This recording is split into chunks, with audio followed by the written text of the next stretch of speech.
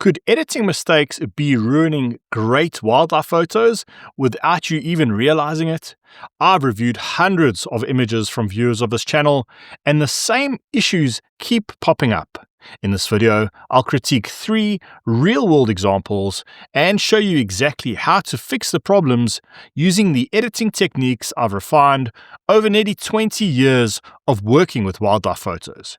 If you'd like a chance to have your photo critiqued in a future video, just sign up using the link below and I'll send you all the information. The first image I'm going to look at here is from Simon Ring, a beautiful shot of a tiger. And when Simon submits this image, he said he generally has a very hard time editing photos because he finds it quite difficult and overwhelming. So he generally tries to keep it simple. So before I give my advice on how to overcome the complexity of photo editing, let's analyze his raw file and we'll have a look at his edited file. So in this image, I think the composition works really nicely. The tiger is very well framed in my opinion.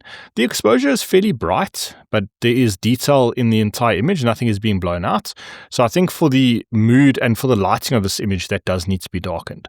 Now for me, I feel like most of the frame works with the tiger here. There's nothing really competing for attention. There might be a couple of small spots that maybe draw the viewer's attention away, but I think generally speaking, in terms of cropping this image, I think the entire composition works really nicely. This image was also shot at ISO 5600 at f5.6 at 1/1600th of a second. So I think if I can offer any advice on the settings here, I would say the shutter speed is fast. It might be slightly too fast. You could drop the shutter speed maybe to 1/1000th of a second, which then will just help you drop the ISO slightly as well. Now going back to Simon's initial question, he said he struggles with photo editing. Now my new Lightroom course is designed to change that. It's built specifically for wildlife photographers who want to stop guessing and start editing with confidence. Check out the link in the description to learn more. Now let's take a look at Simon's final edit. The edited file looks really nice.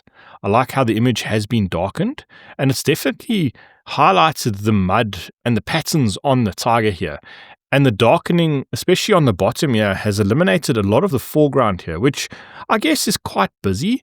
The tiger is nicely separated from the background. So I think by darkening that foreground there, the viewer's eye is drawn into the subject very nicely. Now let's have a look at the details in this image. Because it was shot at ISO 5600, there will definitely be a lot of noise in this image. Now I am picking up a couple of errors on this edit, and I'll show you those in detail here.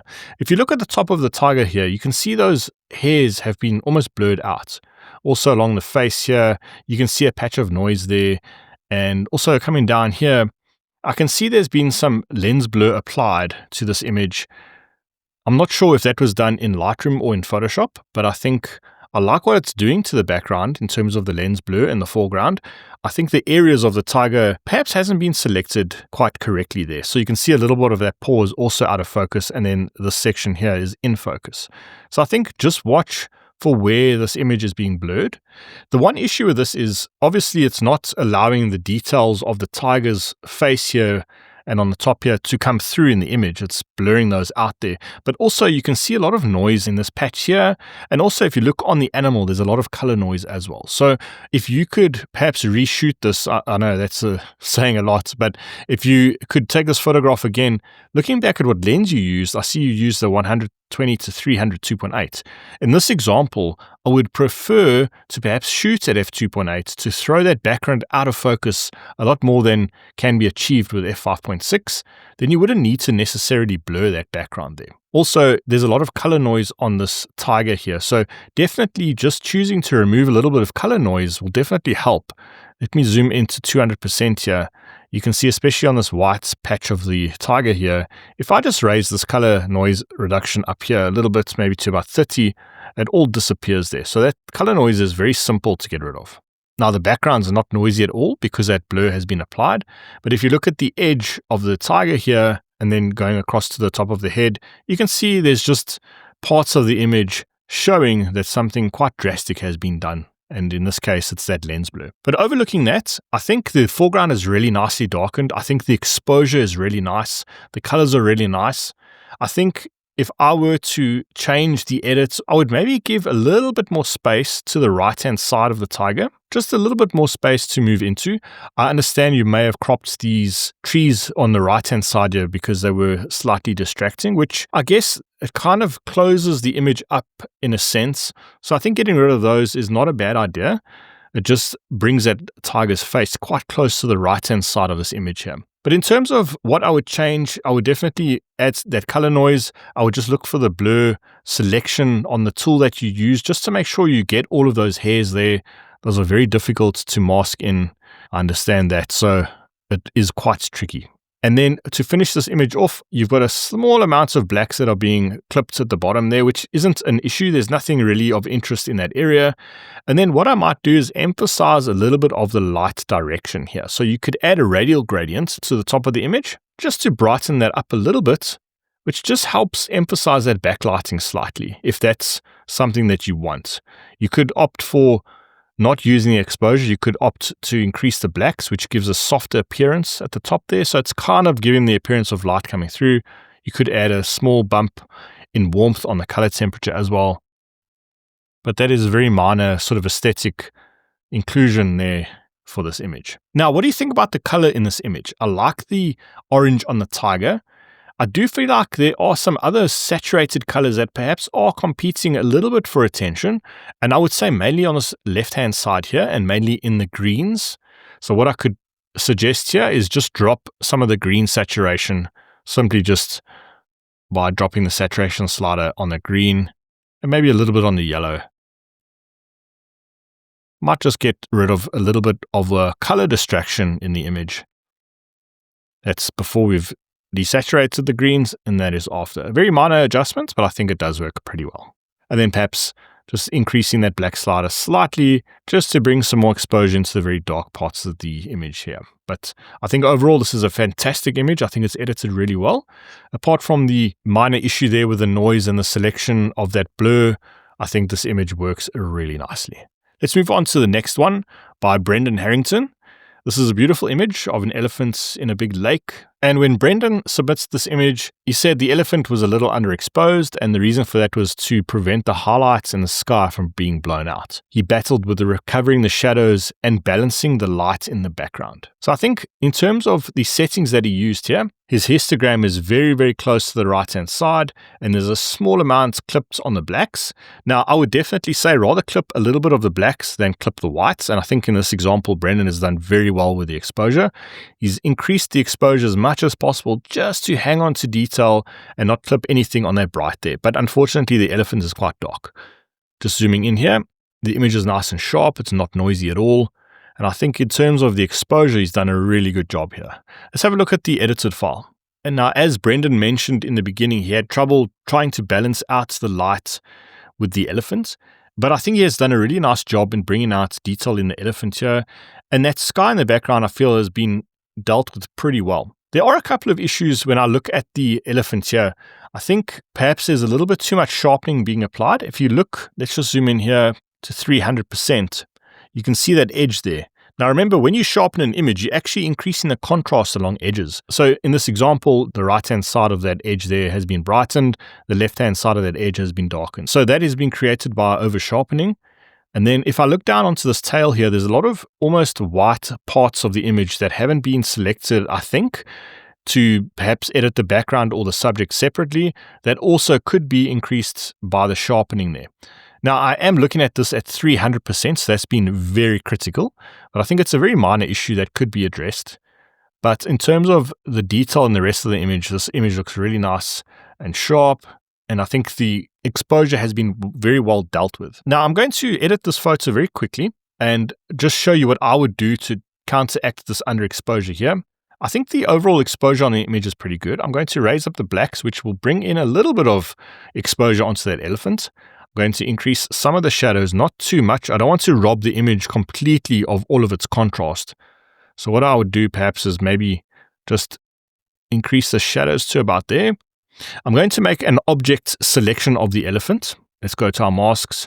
Let's go to objects, select object. I'm just going to draw a box around the elephant like that. Let's see what Lightroom gives us. It's given us a little bit of that tree on the left-hand side, which I'm just going to get rid of with a simple brush. Let's just subtract a brush there. Increase the size. I would spend a little bit more time refining that a little bit better. But what I'm going to try here, instead of increasing the exposure, I'm going to try and increase the whites. Now that's going to give us a little bit of lighter detail, but it will still increase some of the exposure on the elephant. So you can see it's done quite a nice job at increasing the almost right-hand side of the histogram on that elephant. I might increase some of these highlights here. And that's just help bringing out a little bit of detail without the need to use exposure. Sometimes when you add exposure, it just looks a little bit unnatural. So I think in this example, maybe just increasing those whites and highlights and a little bit of shadows creates quite a nice natural effect in the image here. Perhaps the shadows, maybe I don't need that. So this is perhaps how I would target this image to bring out the underexposed elephant very quickly, and then I would work on all the details there. But going back to Brendan's image, I think what is perhaps distracting a little bit for me in this image, the image looks slightly on the magenta side. I would perhaps just roll off a little bit of that magenta for that effect there. And then one thing that's bothering me, and this is highly subjective and not everybody would be okay with this, but if you look at the trees on the left-hand side and the trees on the right-hand side, they almost give me the appearance that they're just floating in midair. So in my opinion, I would consider removing this one on the left just with a simple remove tool here. And then I would consider removing this top one here. It'll just help almost simplify the image a little bit and just maybe take away, well, Lightroom's not done a great job there, but let's just throw that on again. It will give the image a little bit more of a simpler appearance. Let's just get rid of that one there as well. But that is highly subjective. So if you're okay with removing things like that, I think just getting rid of those does help simplify the image a little bit more and perhaps almost gives the image a little bit more breathing room and allows that sky to play a bigger part in this image. But overall, I think he's done very well with the exposure on this elephant, and it's a great image. Let's move on to this next one by Ali Ditchfield. It's a small bird moving across the road, and when Ali submitted this image, she said, I often cannot decide on the best crop. It's an ongoing debate. Do you leave more of the environment or focus on the subject? She also left the background dark to enhance the African crake, so she's not too sure if it's too dark. Having a look at this image, I'm not sure if this is a RAW file export. It's a JPEG file, so I'm not too sure if this is exactly how the RAW file looked. But if I were to offer any critique on this image, I would say the bird is very close to the bottom of the frame. I would like to see a little bit more added in on the bottom here. Let's just change this overlay to color overlay.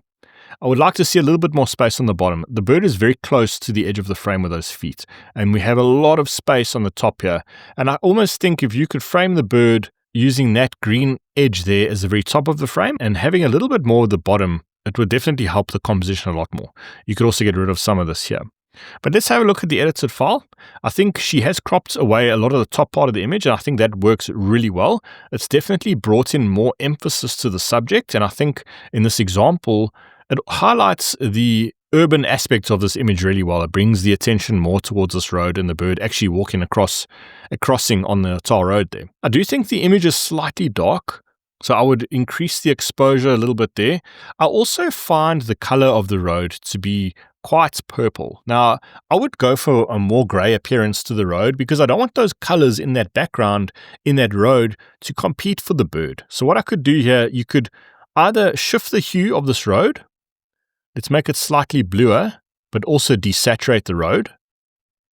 To me, that looks a lot more natural.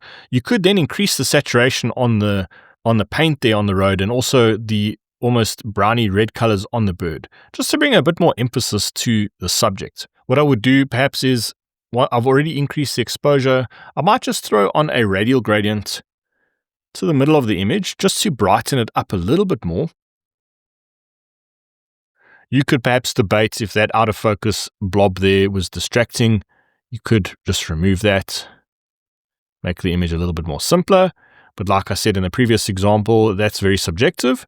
Some people may not want to remove anything from images. Learning from editing mistakes is helpful, But the fastest way to master powerful photo editing is to watch a full step-by-step edit from start to finish. You can do that in this video right here.